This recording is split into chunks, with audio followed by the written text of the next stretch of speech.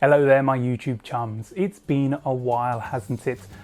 It's also been a long time since I've got out this Compaq Presario 425 out of my cupboard, but today I want to give it a modest upgrade. It's already got a 486 DX2 in there, an overdrive chip, and I'm going to be swapping it out with this DX4 100 chip, which I picked up from another collector here in Australia who is downsizing his collection. This one I got for $60, including shipping, which isn't too bad. So I haven't tried it. Hopefully we're just going to plug it in and it's going to work. And it's going to give me a nice little boost, a little bit of oomph, so that I can play some of my childhood favorites on this little machine in a little bit higher frame rate. So anyway, stick around. Let's get into it. I love working on this little Compaq. It's just so easy. I've picked this one to upgrade because I can just take out these two screws and just slide out the whole motherboard and get to it very easily. So here we are, we're just pulling it out. I'm going to take out the DX2 overdrive, which I put in there. Originally it had a 25SX actually. So you change this one. It's actually got two jumpers on the motherboard, one jumper I think actually, where you can just set it, and it's actually labeled on the motherboard for ODPR, so very simple. And this is a PC from 1993. There's a little label on the back of the PC there that tells you it's from 93. Now I was just using a flathead screwdriver there to kind of lever it up. See the DX4 has got a much higher heatsink because I guess it gets a bit hotter. No zero insertion force on this socket, so using the screwdriver to lever it off very gently. So there it is, it's in the machine. I had to take out a RAM stick to get to it really, but put the RAM back in. And there you go, installation done. Less than a few minutes. Slide it back in.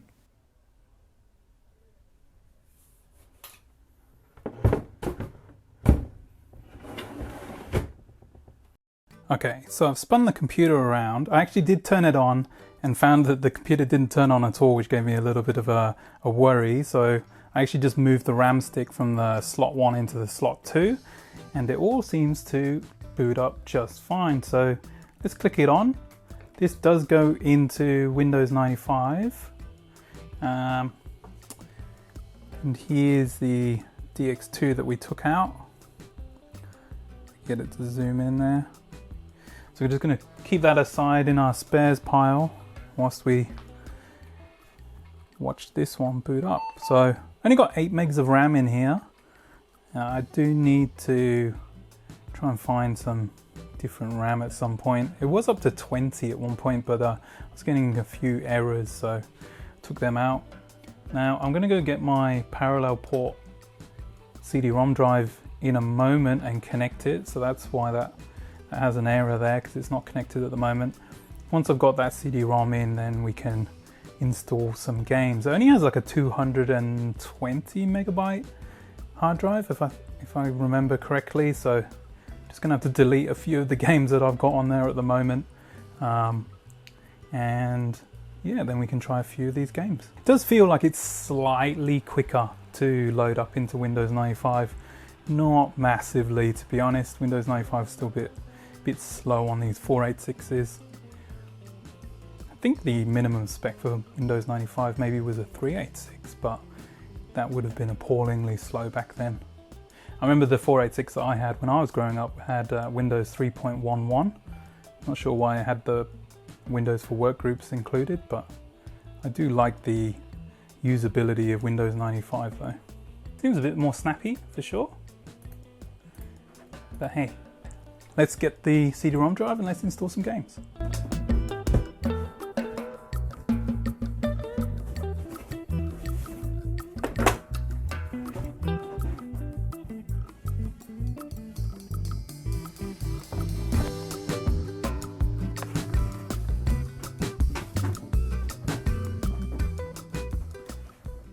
I've got my parallel port CD-ROM in there. I've also plugged in my Microsoft joystick for testing in a minute.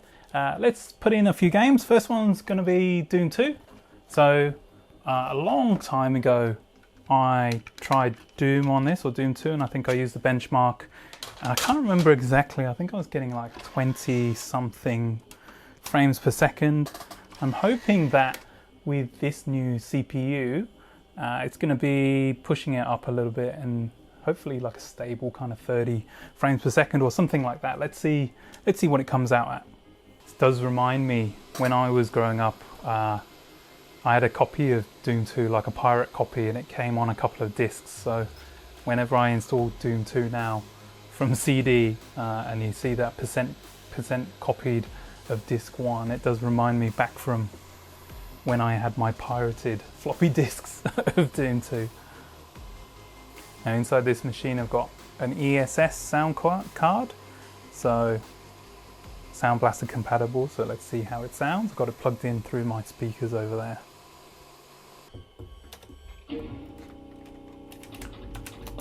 So make sure that the graphics detail is high. Let's put it on the max.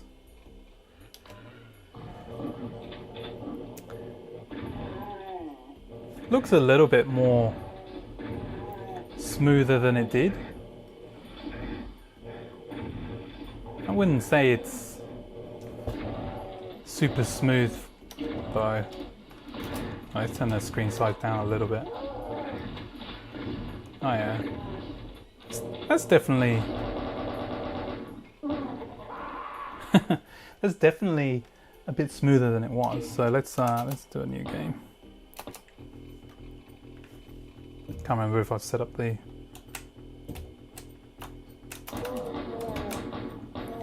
I won't bother getting the chainsaw.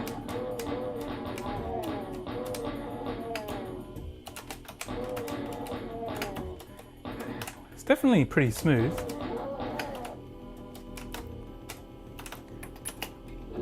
So about 9 months ago I built a 486 with a single board computer, and for some reason on that computer, it felt like there was some kind of bottleneck, because the original Doom didn't feel like it ran that well, and I had to turn the screen size right down just to get that running smoothly. But on this computer, this is definitely running a lot better. It does hang every so often or stutter, and I definitely think that's accessing the hard drive or something with the sound.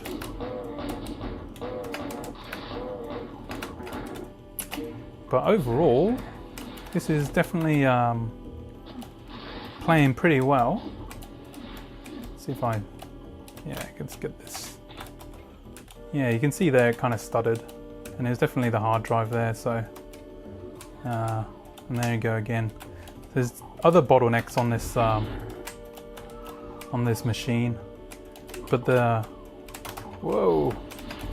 but it's definitely an improvement over the DX266, so it's pretty good.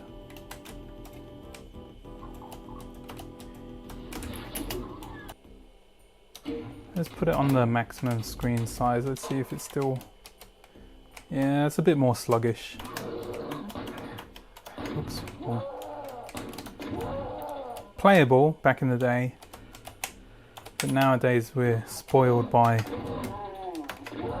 high frame rates, so that's really... Probably would have played it like this back in the mid-90s, but now I prefer having a slightly smaller screen size and it to be running a little bit smoother.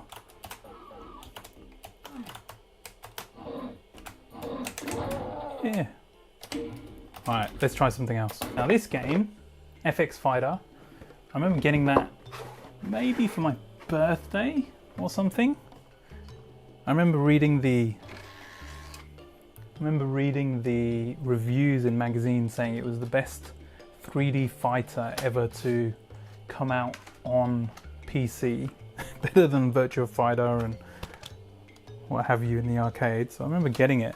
Then on my 486, it ran terribly. Essentially, I had to run it with like the lowest settings possible, and it just looked like I don't know what it looked like. It looked terrible, and even then the performance wasn't that great. So I'll be interested to see if it runs much better with this DX4.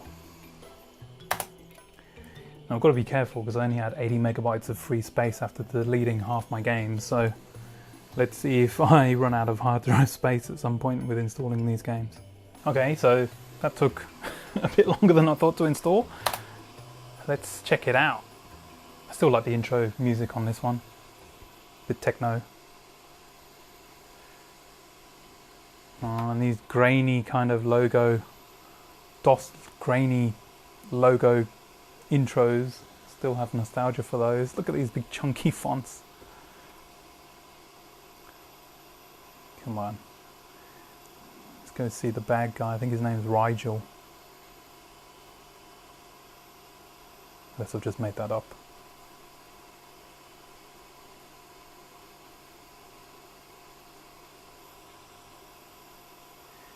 You know what? I think we might not get any CD sound music because it's going to be music coming. Oh no. There you go. I was thinking you might not get any music sound because I don't know if the music comes from here through the system.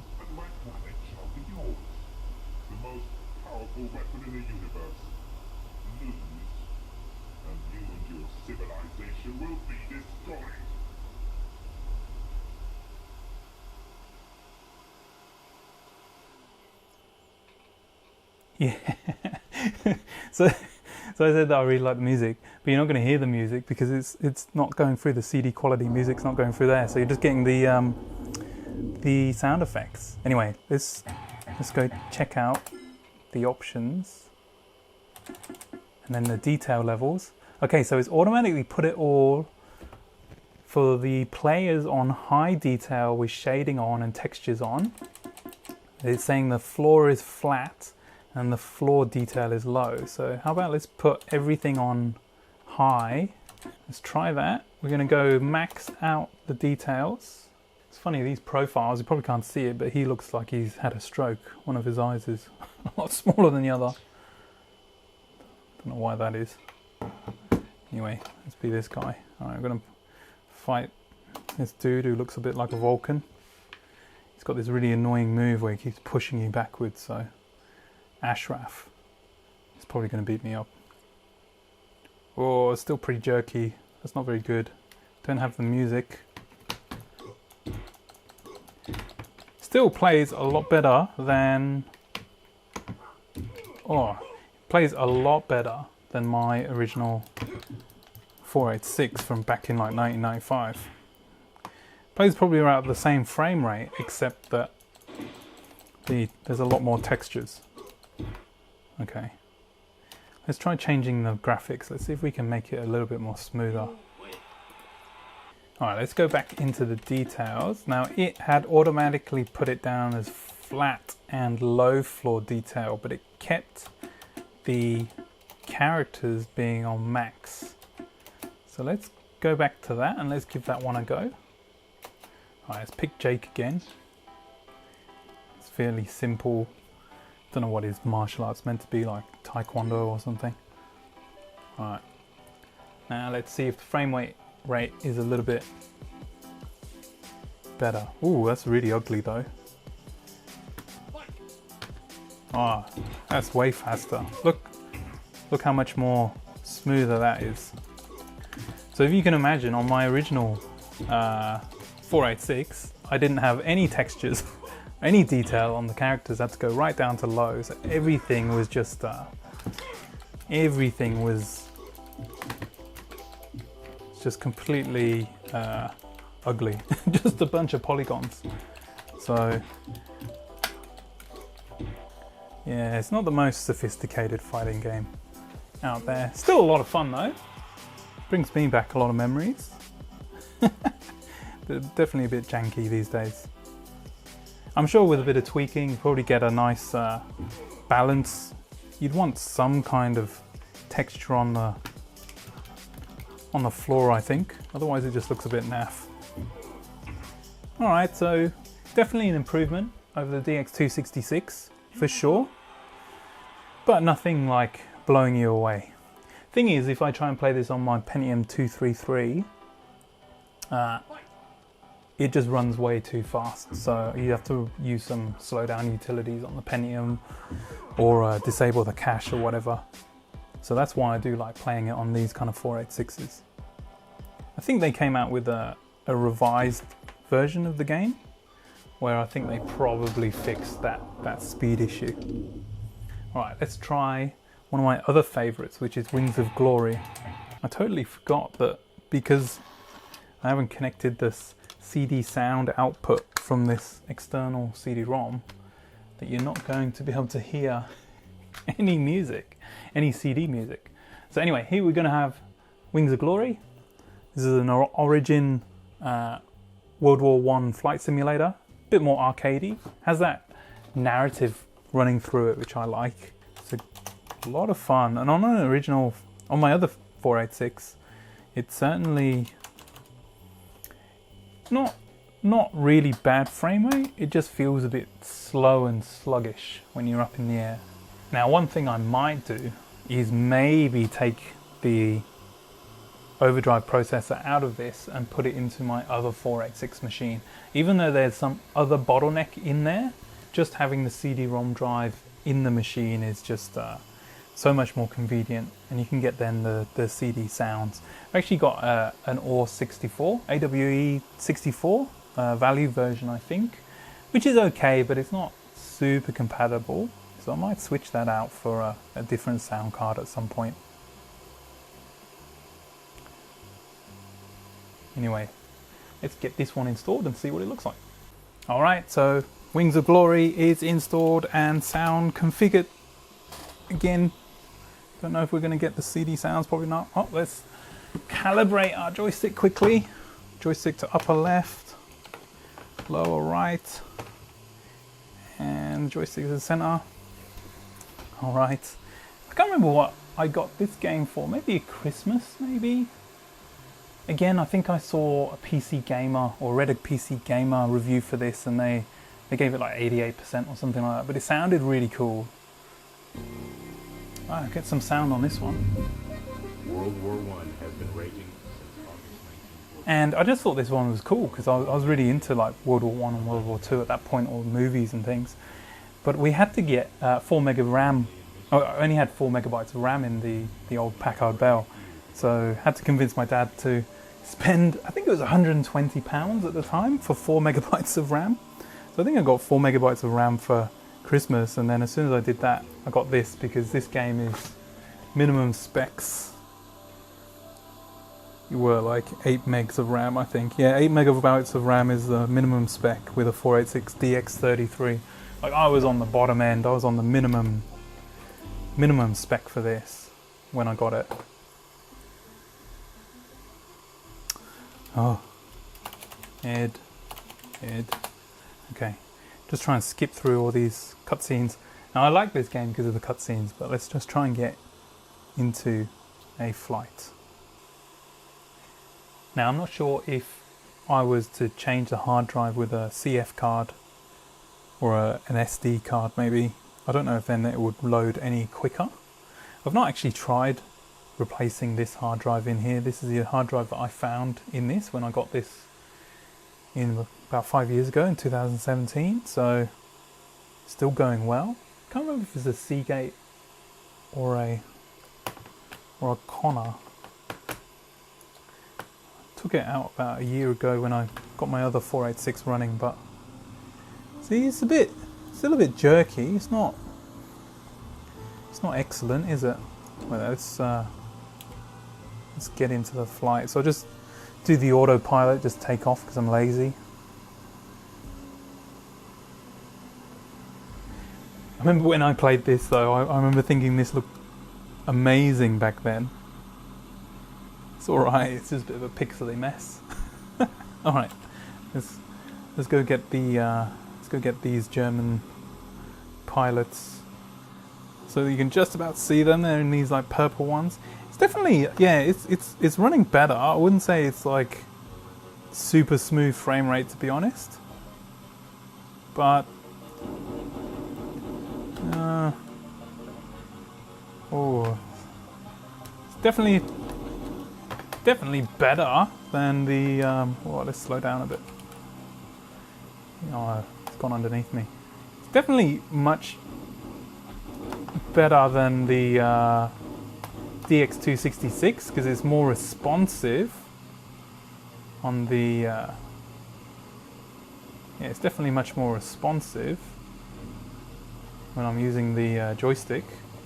However, I wouldn't say it's the running as best as it can. It's an improvement. I would say it's an improvement. It's not night and day, far from it. It's just a slight performance gain. I think I can't remember how much they were saying they were selling these at, but I think if I'd have bought one of these as an upgrade and I was hoping for something amazing, I probably would have been a bit disappointed. By the time these came out, these Overdrive chips though, the lower end Pentiums were kind of there, so to be honest, it would have been a better buy to get like a Pentium 75 rather than get one of these Overdrive upgrades for your motherboard. But you know, if you were going to use business applications or something like that, then I'm sure the CPU upgrade would have been pretty good. I still like this game. It's like pretty simple, pretty fun. And you can do all the autopilots to skip all the boring traveling sections. You don't have to do any of the navigation. Alright, so a little bit of a performance increase there. Nothing mind-blowing. Now I was going to try out a couple more. I had System Shock, etc. But I think this video is already getting a little bit too long as it is. So really I'm probably just going to cut it off there. I might do a few more proper benchmarks. I thought I had Phil's Computer Lab benchmarks tools on a CD, but actually I think they're on USB. So obviously I can't copy them across. So that's something I'll have to do another time. But overall, I think there's a modest increase in performance, nothing earth-shattering, but definitely has been worth it. Has been worth $60 Australian, which isn't that much really these days. So yeah, a nice modest increase of performance for the little machine here. I think if I find another Overdrive chip, then I'll probably put it into my other 486, just because that's going to be a more useful machine. It's a bit easier to use rather than having to get out my external CD-ROM driver all the time. As for that, that's probably the end of the video. I guess if anybody's got any other questions, any points or comments, I don't think I need to change any jumpers or anything like that to squeeze any more performance out of this particular machine. But it's been nice to get this one out and play a few more games on it. I've actually bought quite a few point and click games recently that will run quite nicely on a 486. So I might keep this one on my desk for a few weeks and enjoy a few games on it. Probably play through Indiana Jones, Fate of Atlantis, and a few others maybe, just for fun, because it's a cool little machine. It's a nice all-in-one. It's nice and compact. Anyway, I hope to see you in the next one. Adios, my friends.